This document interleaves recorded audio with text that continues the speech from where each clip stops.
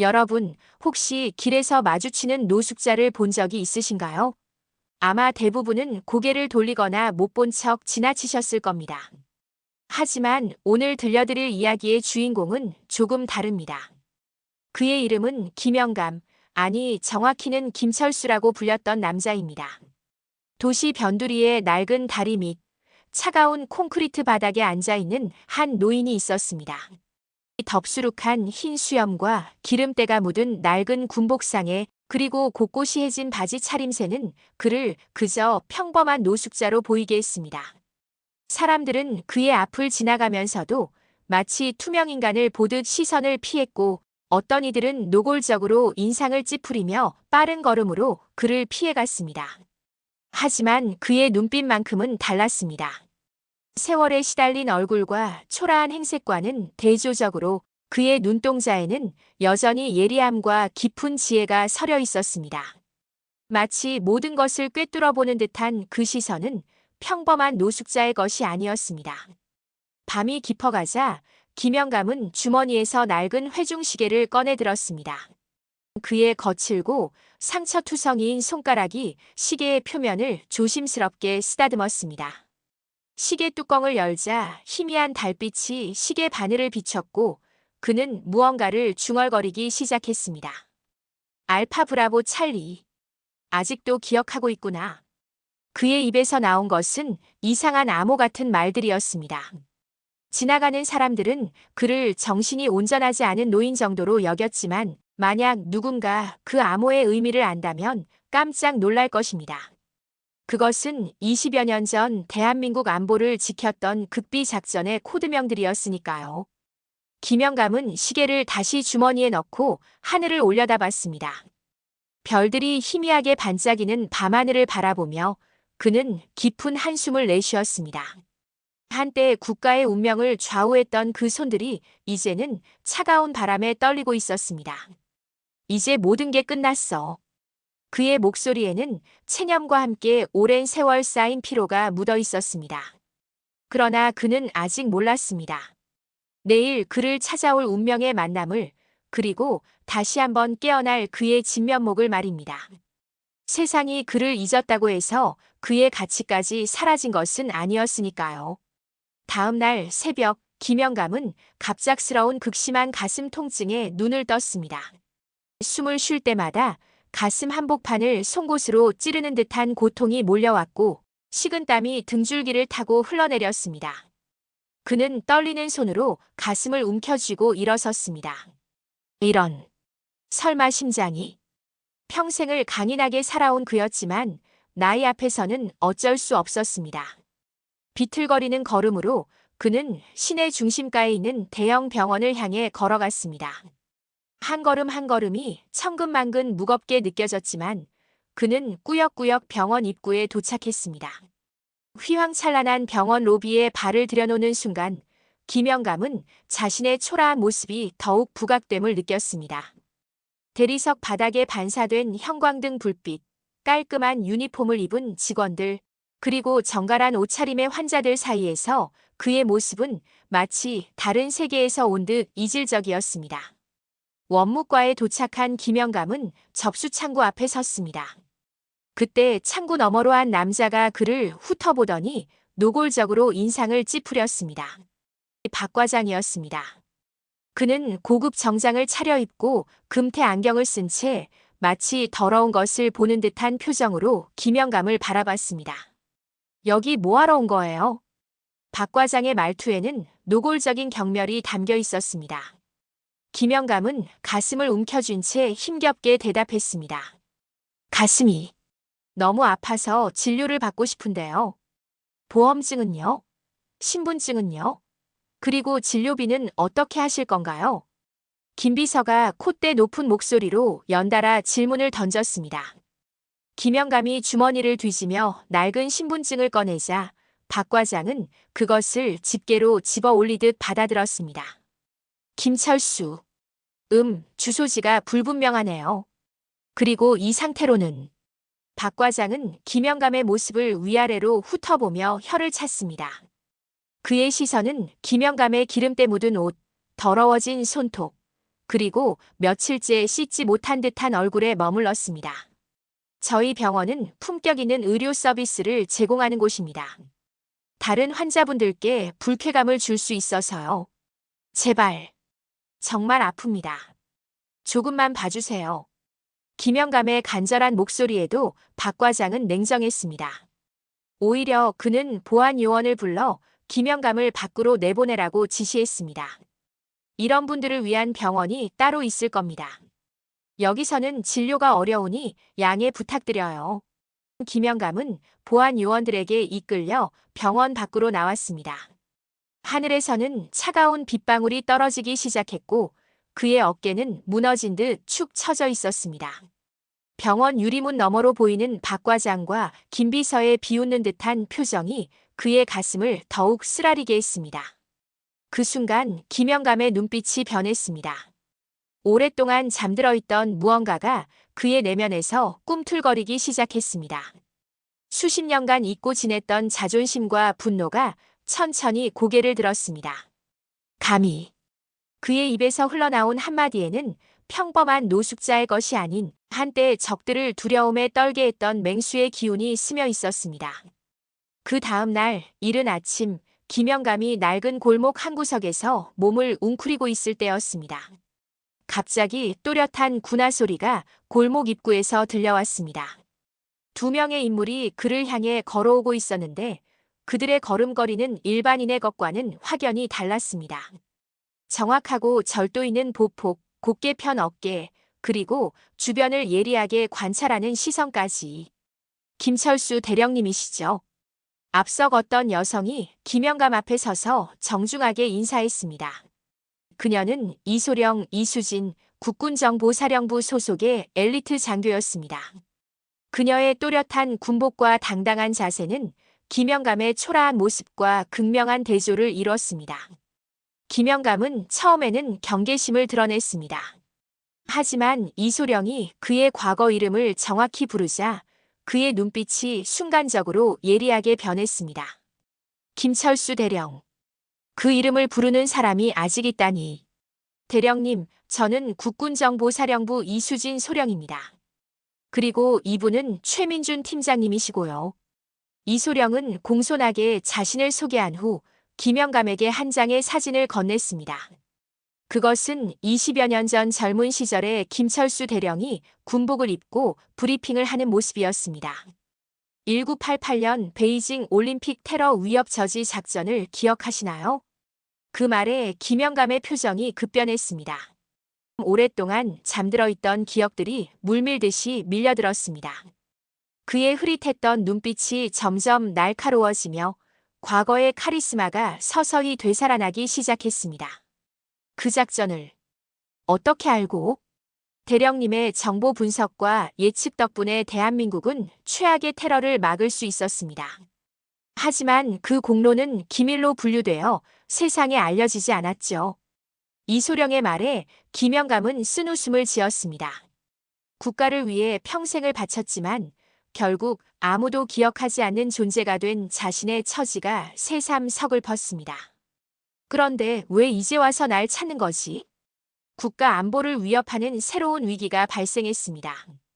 대령님의 도움이 절실히 필요합니다. 김영감은 자신의 남루한 차림새를 내려다봤습니다. 그리고는 어제 병원에서 당한 모욕이 다시 떠올랐습니다. 박 과장의 경멸 어린 시선, 김 비서의 콧대 높은 목소리, 그리고 자신을 쓰레기 취급하며 내쫓았던 그 순간들이 말입니다. 이런 꼴로 무슨 도움을.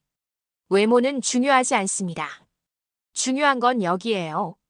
이소령이 자신의 머리를 가리키며 말했습니다.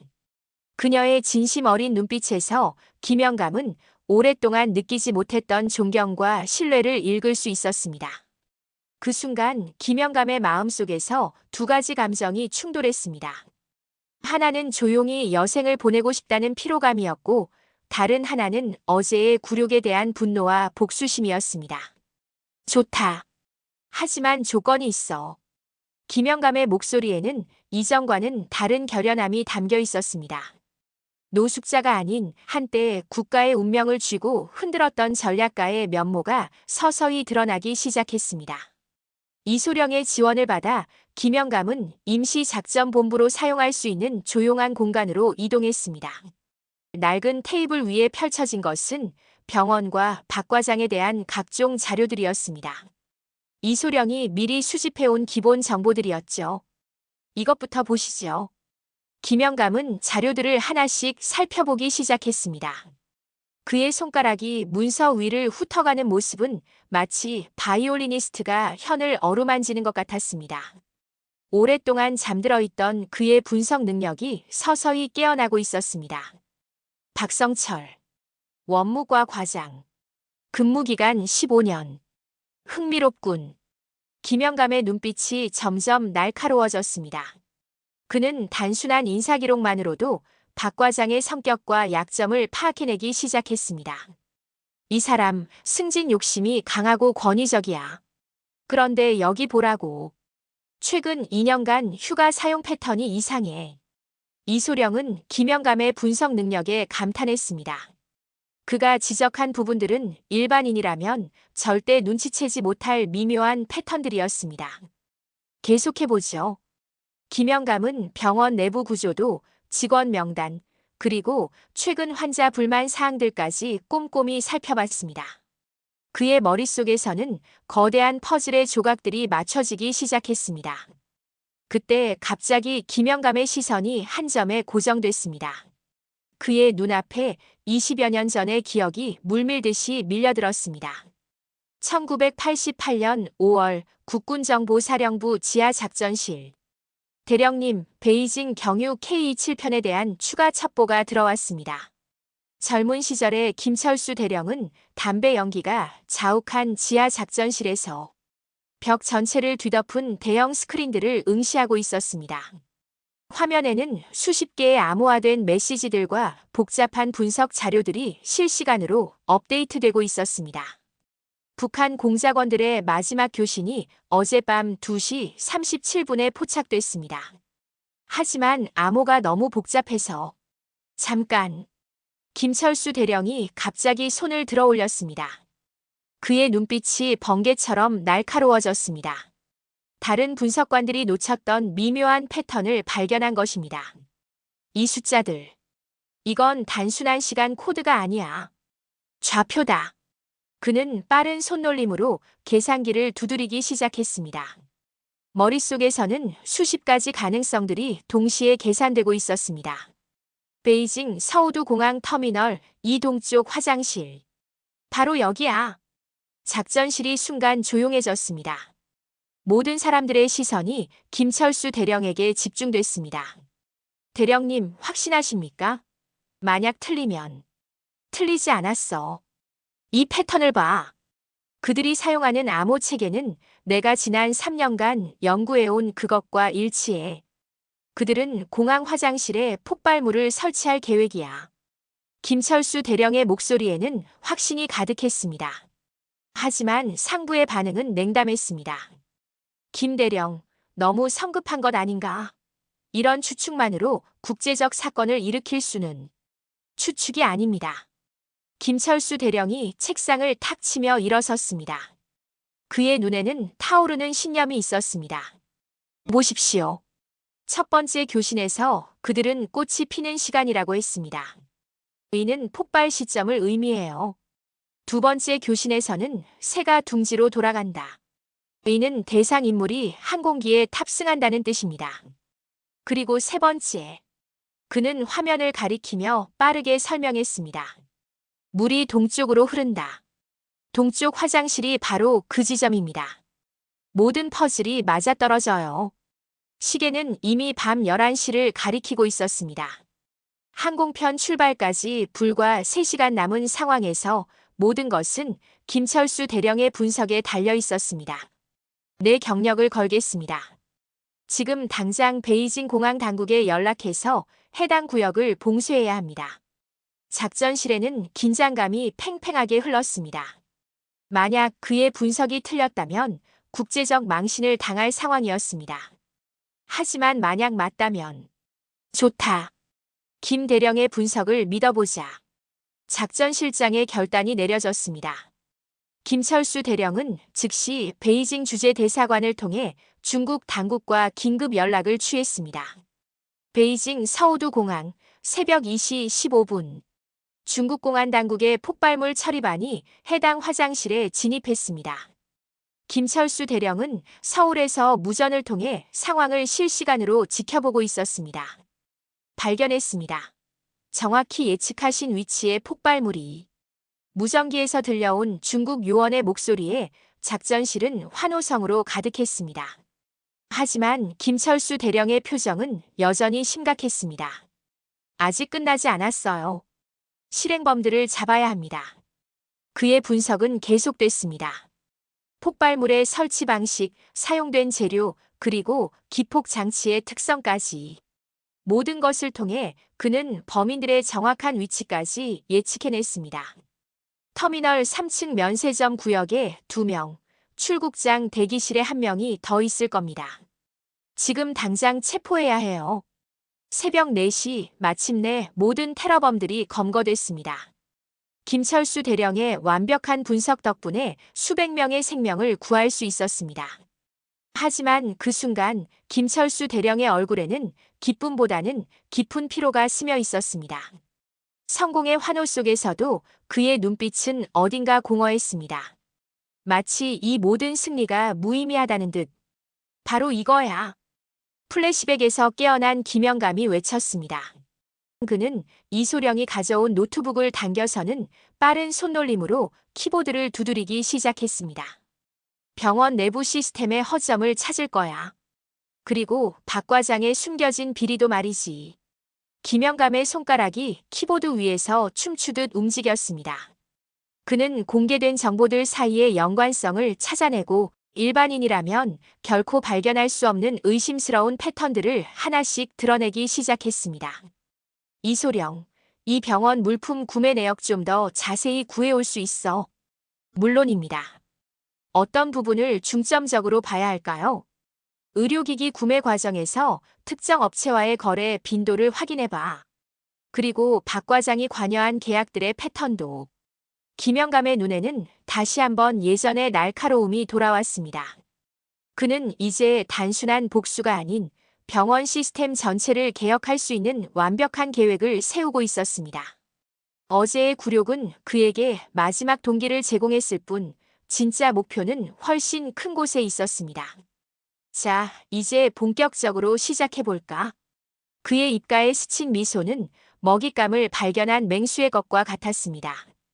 김영감이 아닌 김철수 대령이 다시 돌아온 것입니다. 김영감의 계획은 조용하고 치밀하게 시작됐습니다. 이틀 후 박 과장은 평소처럼 신문을 보며 커피를 마시고 있었습니다. 그런데 갑자기 그의 얼굴이 굳어졌습니다. 지역 신문 사회면에 작은 기사가 하나 실려 있었기 때문입니다. 대형 병원 노숙자 진료 거부 논란. 인권 단체 문제 제기.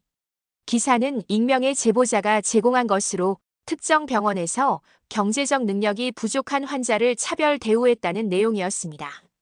병원 이름은 직접 언급되지 않았지만 박 과장은 자신의 병원과 너무나 유사한 상황 묘사에 식은땀을 흘렸습니다. 설마. 아니야, 그럴 리가 없어. 하지만 박 과장의 불안감은 하루가 지날수록 커져갔습니다. 병원 내부에서는 직원들 사이에 수군거림이 시작됐습니다. 누군가 의도적으로 흘린 소문들이 마치 바이러스처럼 퍼져나가고 있었습니다. 과장님이 최근에 노숙자를 쫓아냈다면서? 그런 일이 있었나? 우리 병원 이미지에 안 좋을 텐데.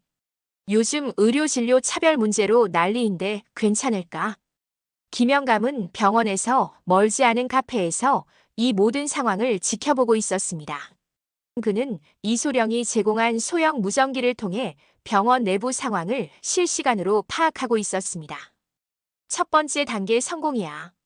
박 과장의 심리가 흔들리기 시작했어. 김영감의 목소리에는 차분한 확신이 담겨 있었습니다. 이것은 단순한 소문 유포가 아니라 정교하게 계산된 심리전의 시작이었습니다. 다음 단계로 넘어가자. 김영감은 이소령에게 두 번째 지시를 내렸습니다. 이번에는 좀 더 구체적인 공격이었습니다. 그는 박 과장이 관여한 의료기기 구매 과정에서 발견한 의심스러운 거래 내역을 익명으로 병원 내부 감사팀에 제보했습니다.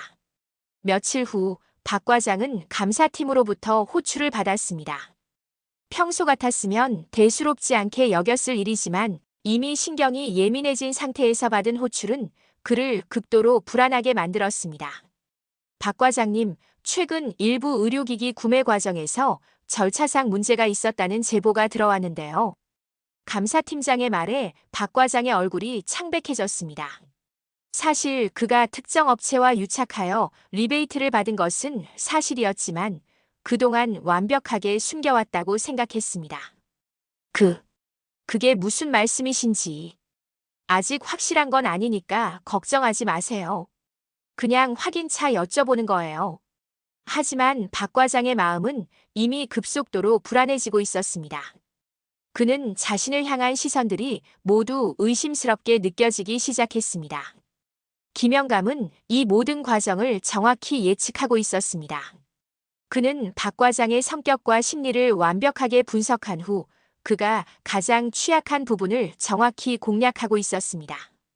자신감이 넘치던 사람일수록 불안감에 더 쉽게 무너져. 이제 그 과정이 시작된 거야. 박 과장의 악몽은 계속됐습니다. 일주일이 지나자 그의 사무실은 마치 전쟁터 같았습니다. 책상 위에는 각종 서류들이 어지럽게 흩어져 있었고 그는 수화기를 붙들고 연신 전화를 걸어댔습니다. 여보세요? 김 사장님? 혹시 우리 거래건에 대해서 누군가 알고 있는 사람이? 아니야, 괜찮다니까. 그냥 혹시나 해서. 박 과장의 이마에는 땀방울이 송골송골 맺혀 있었습니다. 그는 자신의 비리를 숨기기 위해 관련 업체들에게 연락을 취하고 있었지만 오히려 그 행동들이 더 큰 의혹을 불러일으키고 있었습니다. 그때 김영감의 두 번째 공격이 시작됐습니다. 지역 방송국에 익명의 제보가 들어왔습니다. 내용은 대형 병원의 환자 차별 대우와 일부 직원의 부패 의혹에 관한 것이었습니다. 시민 여러분, 오늘 본 방송국에 충격적인 제보가 들어왔습니다. 시내 한 대형 병원에서 경제적 어려움을 겪는 환자를 진료 거부했다는 주장이 제기됐는데요. 뉴스가 나가자 병원은 순식간에 기자들과 시민단체들의 표적이 됐습니다. 병원 입구에는 카메라를 든 기자들이 몰려들었고 인권단체에서는 항해 성명을 발표했습니다. 원장실에서 긴급회의가 소집됐습니다. 원장 이정우는 분노에 찬 목소리로 박 과장을 다그쳤습니다. 박 과장, 이게 도대체 무슨 일이야? 병원 이미지가 완전히 망가졌잖아. 원장님, 저도 정확히 무슨 일인지. 언론에서는 특정 직원의 비리 의혹까지 거론하고 있어. 당신이 뭔가 숨기고 있는 거 아니야? 박 과장은 목구멍까지 올라온 말을 겨우 삼켰습니다. 자신의 비리를 털어놓고 싶은 충동과 끝까지 버텨야 한다는 생각이 머릿속에서 충돌했습니다. 한편 김영감은 상황의 전개를 지켜보며 다음 수를 준비하고 있었습니다. 그는 이소령과 함께 수집한 결정적인 증거들을 정리하며 말했습니다. 이제 마지막 단계야. 박 과장이 완전히 무너뜨릴 결정타를 준비해야 해. 어떤 계획이신가요? 그동안 수집한 모든 증거를 한 번에 공개하는 거야. 하지만 단순히 그를 처벌하는 것이 목적이 아니라 병원 전체가 변화할 수 있도록 해야 해. 김영감의 눈빛에는 복수심뿐만 아니라 더 큰 의미의 정의 실현에 대한 의지가 담겨 있었습니다. 그는 자신이 당한 모욕을 갚는 동시에 다른 약자들이 같은 일을 당하지 않도록 하는 시스템적 변화를 원했습니다. 내일이면 모든 게 끝날 거야. 김영감의 마지막 작전이 시작됐습니다. 아침 일찍 박 과장은 수사기관으로부터 출석 요구서를 받았습니다. 동시에 주요 언론사들에는 박 과장의 구체적인 비리 내역이 담긴 결정적 증거들이 일제히 전달됐습니다. 박성철 원무과장, 의료기기 구매 과정에서 수억 원 규모 리베이트 수수, 대형 병원 직원 환자 차별 대우로 인권위 진정 접수, 병원 내부 고발자 제보, 조직적 부패 의혹 확산. 박 과장은 아침 뉴스를 보고 완전히 무너졌습니다.